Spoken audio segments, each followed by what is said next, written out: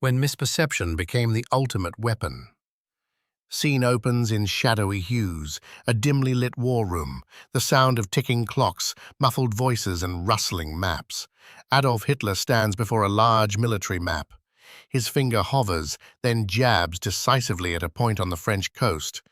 Calais. A smirk plays on his lips. This is where they'll come. It's obvious. But he was wrong. Fatally wrong. Why did Hitler believe with such certainty that the Allied invasion would come through a place where no one would land? The year is 1944. Europe is suffocating under the iron grip of Nazi control.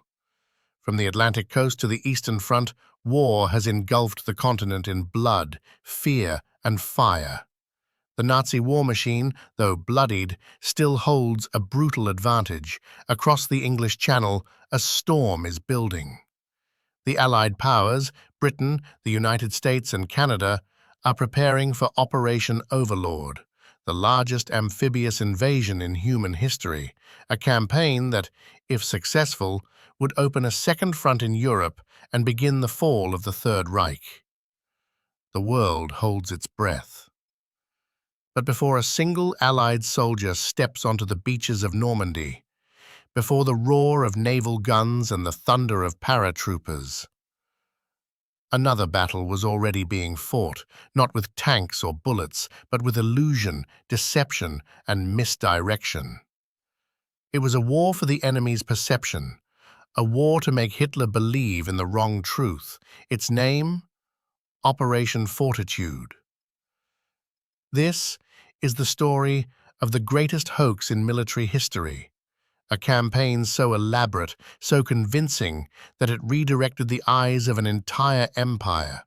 And it began with a lie so perfect it almost seemed real. Coming up, who were the masterminds behind this illusion, and how do you build an army that doesn't exist? The men who staged a war. Before any tanks rolled onto the beaches of Normandy, before the first boots hit sand, the greatest minds in deception were already at war, not with guns, but with stories, and they were masters of illusion. At the center of it all was a man few have heard of, but whose mind changed the course of history, Colonel Dudley Clark. Nicknamed the father of psychological warfare, Clark wasn't a soldier in the traditional sense. He was a dramatist of battle, a man who believed that winning a war wasn't just about firepower, but about controlling what the enemy thought was real. From the shadows, Clark devised stories that would become reality, stories that involved entire fake divisions, imaginary invasions, and ghost armies. And he wasn't working alone. Then came the most unlikely weapon of all, a failed Spanish chicken farmer named Juan Pujol. History would remember him by his code name, Garbo. He approached the British once, rejected, so he approached the Nazis instead, and they welcomed him with open arms. Unbeknownst to them, Garbo was playing a double game. Through the most elaborate web of falsehoods, he built an entire network of imaginary agents across the UK, feeding Berlin a steady stream of exactly what they wanted to hear. He was so convincing, the Nazis awarded him the Iron Cross. The British later gave him the MBE. Both sides believed he was working for them. In truth, he was working for something far greater, the deception that would enable D-Day to succeed. But Garbo wasn't alone. There were more, a whole network known as the double-cross system, real German spies who had been caught and flipped. Now loyal to British intelligence, they became actors in the greatest play of all time. Each report they sent, each whisper they spread, was meticulously crafted to build a narrative, a lie that would mislead the Nazi war machine. And this wasn't just about words. To make a lie, Operation Fortitude begins, when fiction looked real. The game was set, the actors were in place, and now the illusion would begin.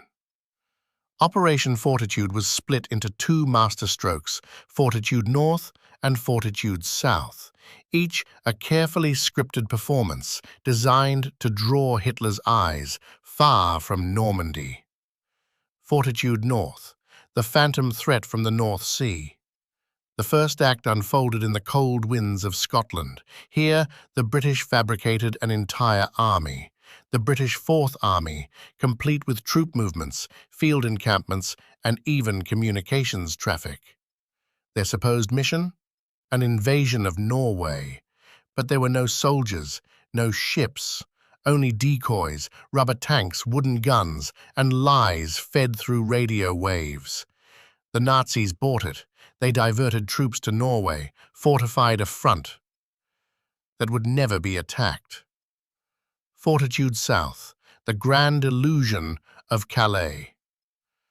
But the real masterpiece was Fortitude South. This was the main deception, the one designed to mislead Hitler himself and make him believe that part of Calais, not Normandy, would be the target of the Allied invasion. To sell this fiction, they pulled out all the stops, fake radio communications mimicking entire battalions, forged letters and memos conveniently lost or intercepted, elaborate fake camps near Dover with tents, trucks, even fake mess halls, troop movements visible from the air of inflatable vehicles and cardboard tanks. But the crown jewel of this illusion was a name: General George S. Patton, the Ghost Army and its Phantom. General Patton was one of the most feared generals in the world. His reputation for aggression made him the perfect bait. The Allies publicly assigned Patton as commander of the 1st U.S. Army Group, FUSAG, an army that did not exist. Just his presence in the southeast of England was enough to convince the Germans this must be where the blow would fall. The D-Day, victory built on a lie. June 6, 1944.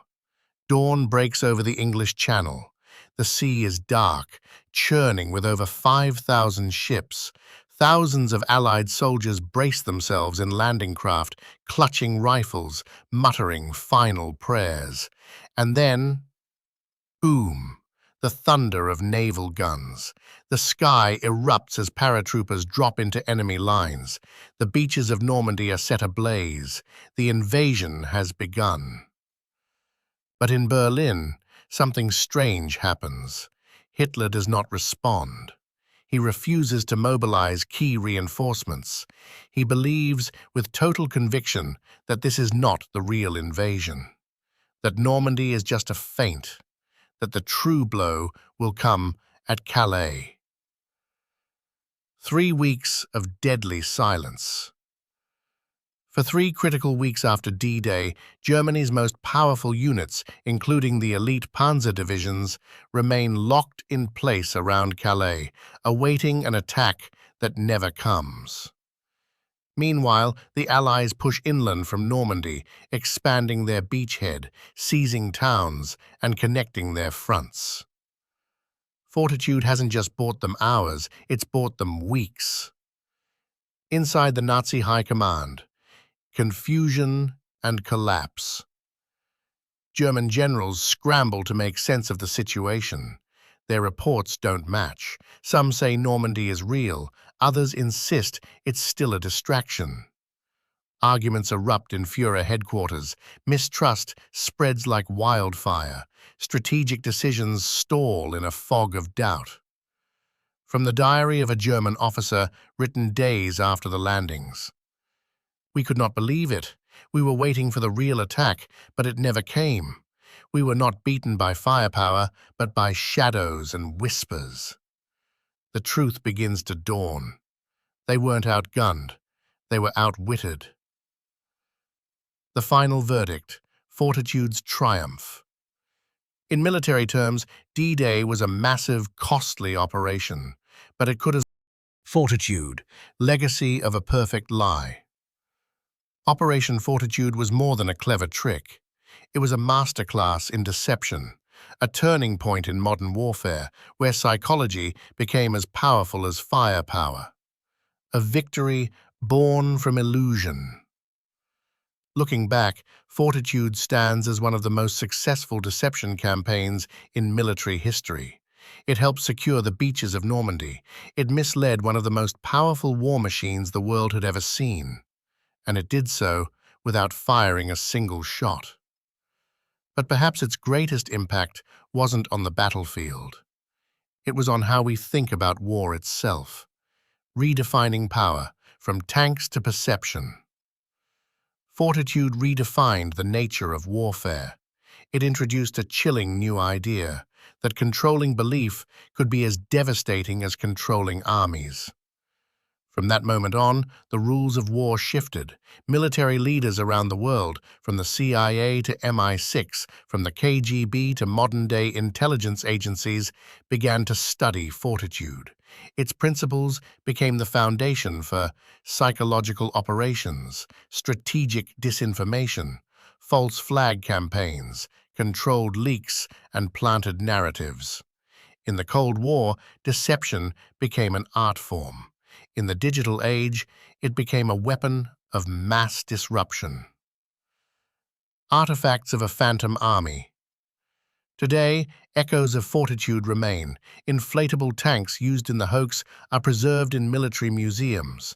Forged documents and fake insignias are displayed as relics of a battle fought with paper and imagination. Garbo, the ghostly double agent who fooled both sides, faded into anonymity, living in exile, unrecognized for decades. He died quietly in Venezuela. Only much later did the world uncover the scope of what he had done. From Fortitude to deep fakes, the war for reality continues. And now, we live in a world that Fortitude predicted, a world where fake videos can sway elections, where AI-generated voices can forge trust, where armies don't just fight. The unanswered question. What if Hitler hadn't been fooled? And so, we reach the end of the greatest lie ever told in war. From a simple idea, deceive the enemy before the first shot is fired, to a cast of unlikely heroes, a playwright colonel, a double agent from Spain, an army that never existed. Through fake tanks, forged letters, scripted radio broadcasts, and actors playing soldiers in invisible divisions.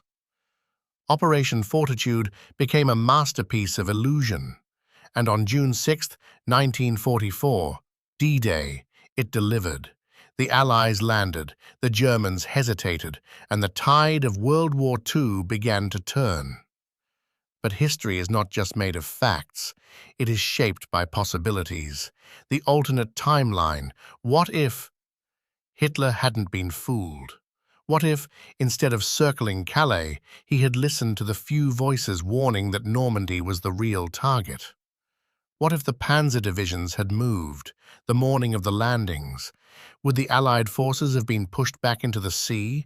Would the war have dragged on for months, maybe years?